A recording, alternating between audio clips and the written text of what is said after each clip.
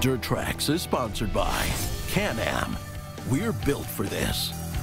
Polaris, the world leader in off-road innovation. And by Yamaha, conquer outdoors. I can't even count the number of ATV and side-by-side new model intros I've attended over the past 20 years I've been working in this industry. It's got to be pushing 100 at least. And that's just the ones that you've attended. I've gone to quite a few myself, and I'm close on your heels. But I'd say that after producing so many episodes that seem so similar in this respect, it's time for us to make a bit of a change. So today, instead of covering 3 new models in the traditional way, we're just going to sit down, the two of us, and talk about them, discuss them right here, right now. And they are the Textron Wildcat XX, the Polaris RZR RS1, and the Polaris RZR Turbo S. So to get started, let's just have a quick chat about the 3 vehicles themselves and what makes them similar. Why are they even interesting right now, and why are they exciting? Yeah, and I think probably sportiness, as I alluded to earlier, is what really draws all 3 of these together. They sort of branch out into their own unique areas, whether it be width, driver capacity, or engine size. That's right. You've got the Wildcat XX, which is Textron Off Road's top-of-the-line high-performance model, but it's not turbocharged, naturally aspirated. And then you've got the Polaris RZR XP Turbo S, which is 72 inches wide, turbocharged, all new from the ground up. Electronic shocks, the whole bit. It's got everything. Third is sort of the unique one that nobody really knows where it fits, but that's the RZR RS1. That's a 1-seat, 64-inch wide, big travel buggy, but it's no longer, it's a side-by-self. It's just you in there. But it's not an ace. It's in the RZR category. Yeah. You rode the RS1. You were there at the intro. Why don't you tell me what it's all about? Honestly, when we first showed up and I saw it, I thought, what the heck is this thing besides just a 1-seat RZR XP 1000? And then they told us it's a 1-seat RZR XP 1000. So it's essentially based off the XP 1K. It uses almost identical parts, which is really cool. However, they do have some new things, like the rad is put up high behind the driver and the air intake and all those types of things. But same suspension travel, 7-inch shorter wheelbase. Okay. And then I believe there's about a 1/2-inch ground clearance difference. Interesting. But suspension travel stays the same.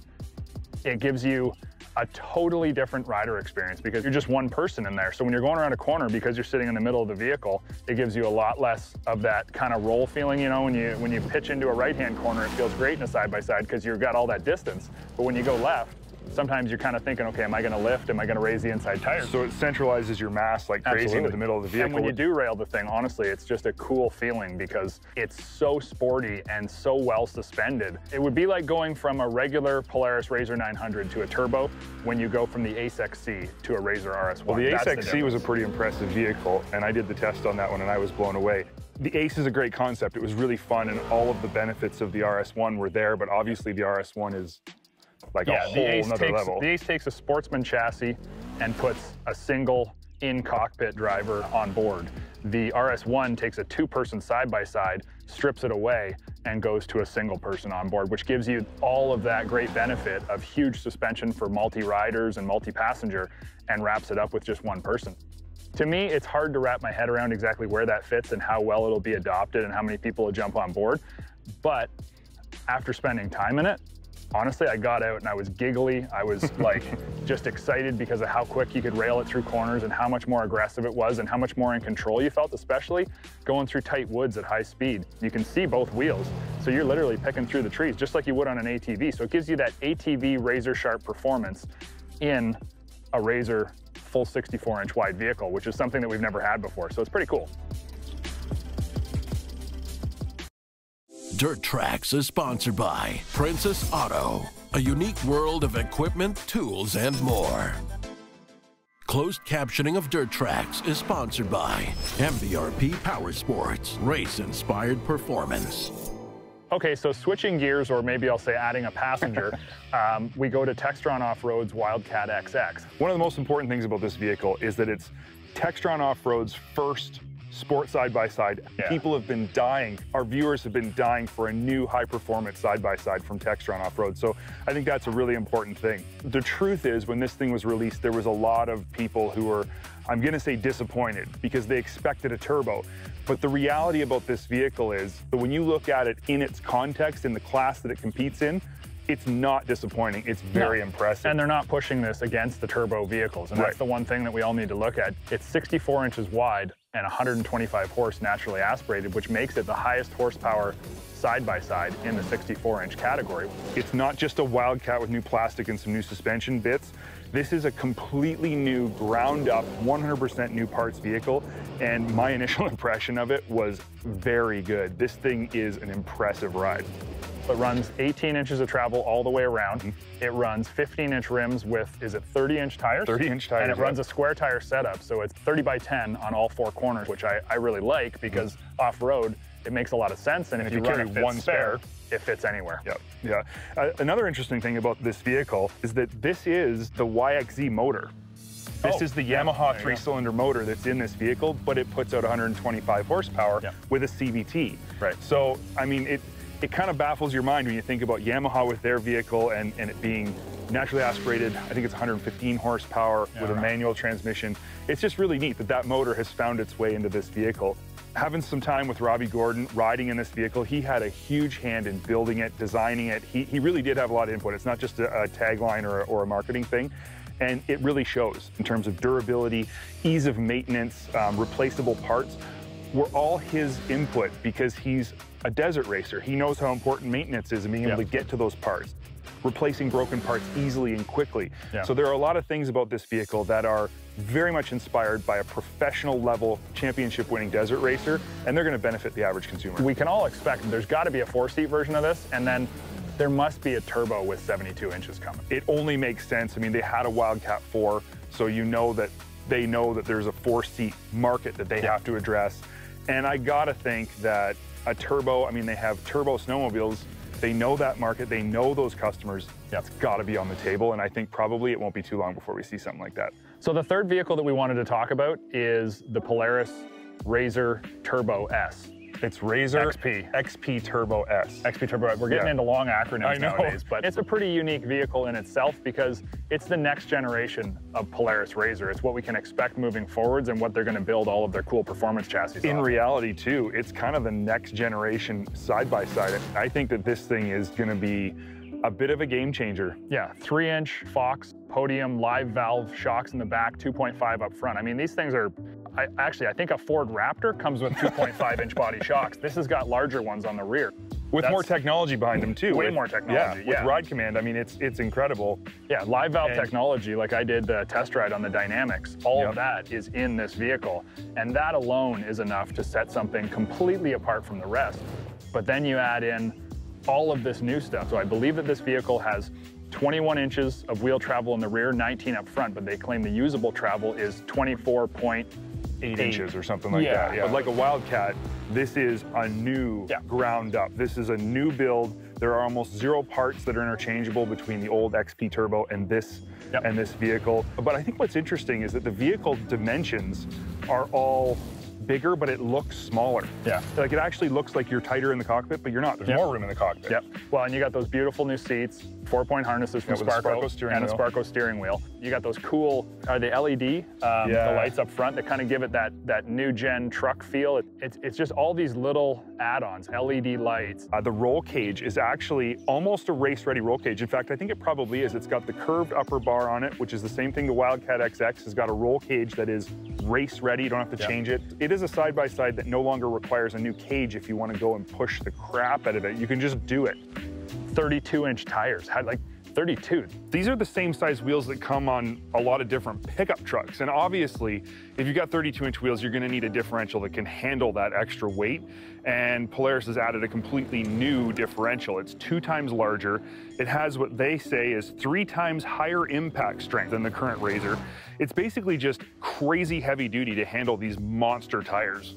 The interior of it looks a lot like the old RZR, but they've updated a whole lot of things. So all of the touch points and all of the interior, those things are all new, all updated, and that's pretty cool because the RZR has needed an update in that area. Yeah, that is true. The RZR, even though the XP Turbo was newer, it was still just the same old. And this one is finally a new RZR model that is truly new. The dynamic system, it is everything you want it to be and then a whole lot more, and it works exactly as it's advertised. And when you combine it with that level of travel, that wide, 72 inches wide, and those tires, yeah, it's just an unbelievable vehicle to drive. It's really interesting sitting down to talk about these three vehicles and doing this in a little bit of a different format. I hope everybody enjoyed it. I think that these three vehicles are what the market, what the industry was waiting for in some cases, what it needed in some cases, and what it didn't even know it wanted in some cases. And I think that makes them very unique and very exciting. Yeah, and we'll be bringing tests of all of these vehicles to the show, so stay tuned and you can see us beat on these things, slay on them, and find out if they're as good as the companies who build them think they are and as we think they are. Dirt Trax is sponsored by ShockStrap. Start strapped, stay strapped. These days, being an off-road enthusiast pretty much requires you to load up and transport your ride at some point. Whether it's an ATV, a side-by-side, or some other form of off-road vehicle, oftentimes if you want to enjoy the dirt, you got to put on some road miles first. One of the most important considerations you need to make when you're securing your toys for transport is the strength and quality of your straps. Tie-downs made from lower quality webbing or using poor quality cam and ratchet systems that deteriorate quickly leave your precious cargo susceptible to becoming unsecured, which is not just unsafe, but it's also a chargeable offense on most North American roadways. At Dirt Trax, we entrust all of our load securement needs to ShockStraps. First and foremost, because they're incredibly strong, built with the highest quality materials, and they're built to last. But also because they address a very interesting problem that anyone who's tied down a piece of power sports equipment has definitely encountered at one time or another. Any load is going to shift and move a bit during transportation, but off-road vehicles are a bit unique because they have long travel suspension and soft air-filled tires that compress over bumps in the road, even when the vehicle is tied down super tight. We've all been there, nervously watching in the rear-view mirror while the straps we use to secure our $25,000 Razor get loose and tight as we travel over bumps in the road, just praying the hook doesn't fall off. It's unnerving to say the least. ShockStrap tie-downs solve that problem by adding a urethane shock strap midway up the webbing that is stretched as you tie the vehicle down, but that also compresses as the vehicle sags while being towed. This elastic stretch provides constant tension, taking up all the slack you'd normally see in a traditional strap, keeping your tie-down super tight no matter what. This safety strap is here only as a last resort backup in case something ever did happen to the urethane elastomer. The extra confidence this gives you while you're tying down your expensive power sports toys makes these things pretty much priceless all on its own. But there's more to the ShockStrap brand than just this unique feature. These straps utilize large hooks, durable polyester webbing, integrated soft loops for when the hook still isn't big enough or you want to protect the finish of your vehicle, yellow zinc chromate finish on the ratchets, and grade 8 bolts holding the whole system together. You literally can't get better quality. Speaking of holding things together, ShockStraps have been designed in a modular fashion, which means they're serviceable should you ever need to replace any of the parts. On top of that, ShockStrap offers a 2-year warranty, something that's pretty much unheard of in today's market. Now, 2 important terms you need to understand when it comes to securement straps are braking strength and working load limit. Braking strength is the failure point of the weakest part of the strap. Working load limit refers to the maximum allowable weight and is calculated at 1/3 the braking strength. ShockStrap's most popular model is the 1.5-inch wide ratchet ShockStrap, which has a working load limit of 1,000 pounds. This equates to a braking strength of 3,000 pounds, which is more than enough for pretty much any standard-size recreational vehicle on the market. If you're hauling something larger, like a side-by-side or other big vehicle, you can move up to the 2-inch wide strap that features dual urethane shock straps and a working load limit of 2,000 pounds and 6,000 pound braking strength. As I mentioned, the 1.5s have soft loops on both ends for maximum tie-down options and safety clips on the hooks for ultimate confidence. The 2-inch straps also have soft loops on both ends and have double-width hooks. You can get the 1.5s in 7 and 15-foot lengths and the 2-inch straps in 9, 18, and 32-foot lengths. You can also get a 1-inch version with a standard cam tensioner and single urethane strap in 6, 10, and 19-foot lengths. Over the years here at Dirt Trax, we've tried and tested countless vehicular securement devices, and we've found some that work and some that don't. After spending a lot of quality time testing these shock straps, there's no question they work exactly as promised. We tow tens of thousands of miles every year, and we're always hauling top-of-the-line machines that we don't actually own. Which is why making sure they're tied down with something we trust 100% isn't just a nicety, it's a necessity. And that's exactly why you'll always find our toys secured with shock straps. Dirt Trax is sponsored by Argo. Go anywhere. We've been asked time and again to do high-mileage, long-term test rides on ATVs. And the truth is, we know that there's tons of great benefits to doing those and great information for you. But the problem is, we just don't have the time to put in on all those older vehicles when we're testing so many new ones. I'm not looking for your sympathy. Terrible problem to have, right? Well, we heard your request, and while it's hard to pick an older ATV to test, we did decide to do it based on a budget, with a few parameters. The budget is $2,500, and those parameters are simply four-wheel drive and a vehicle that's in good enough condition that it's not needing any kind of work to be done to ride it. Well, that seems pretty easy. I'm a fussy guy when it comes to condition, and seeing as I've worked on a lot of ATVs over the years, I can spot the junk pretty quickly. So the vehicle that I was able to locate was a 1998 Arctic Cat 500 4x4. This is 100% legit. I own this vehicle now. It's not something that I found in the back of a friend's barn and I'm borrowing for the week. And while you may think, where am I going to find that particular ATV? It's less about the particulars and more the general features that are very popular with this vintage, namely solid rear axle, shaft drive, and gear-on-gear transmissions. These key components are pretty much common fare from the Honda Foreman, Kawasaki Bayu, and Yamaha Kodiak and Big Bear. So if you find one of those, you'll be getting something very similar to this. And here are the quick specs.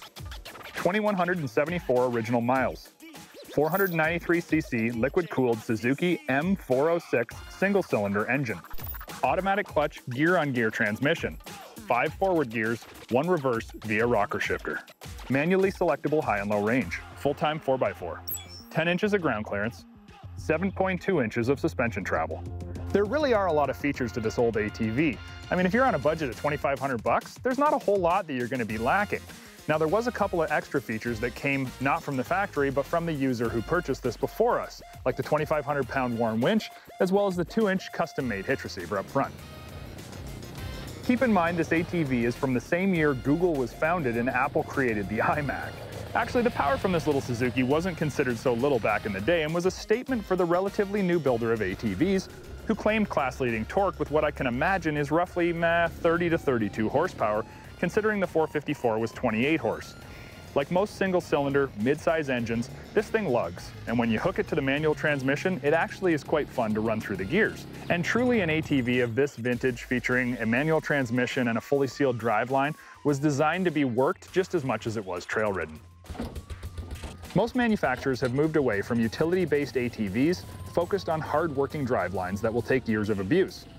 But our 500 Arctic Cat is sure to be here for the long haul and will be quite happy to lug, pull, and push anything you'd like, with zero chance of burning up a belt.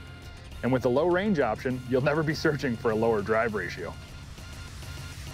Suspension in this day was one of the biggest areas of progression, and Arctic Cat actually had a bit of a hand up on most of the competition. Ground clearance of 10 inches combined with 25-inch tires meant you could cruise over objects the competition would contact. And with the popularity of solid axle ATVs, this was a big deal. But possibly equally as important was the semi-independent rear suspension.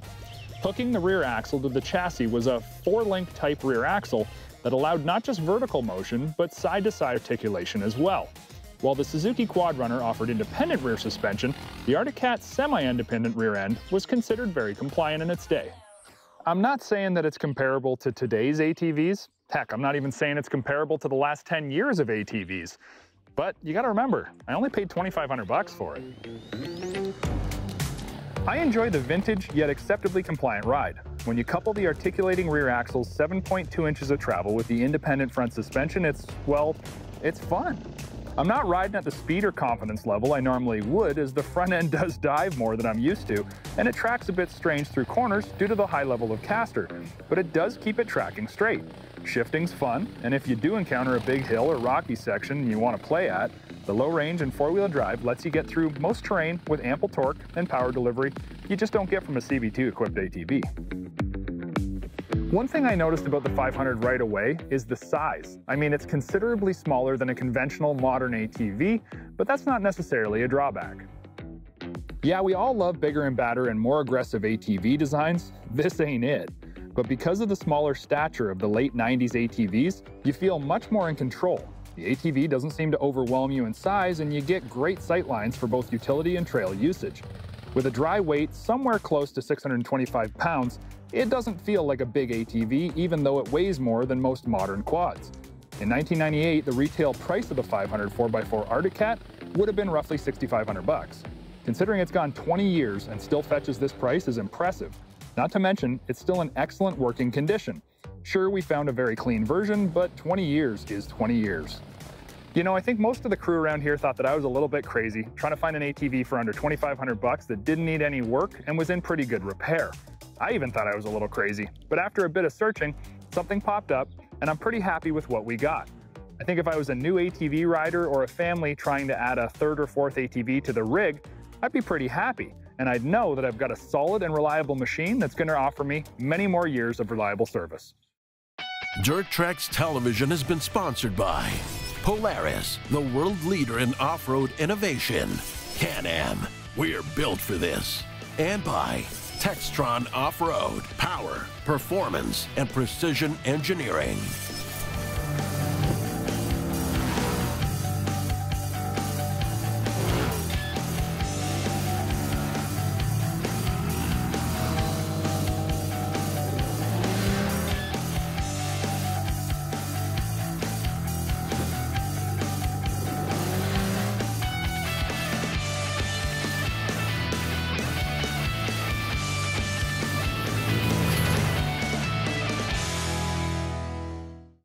Thanks for watching Dirt Trax Television.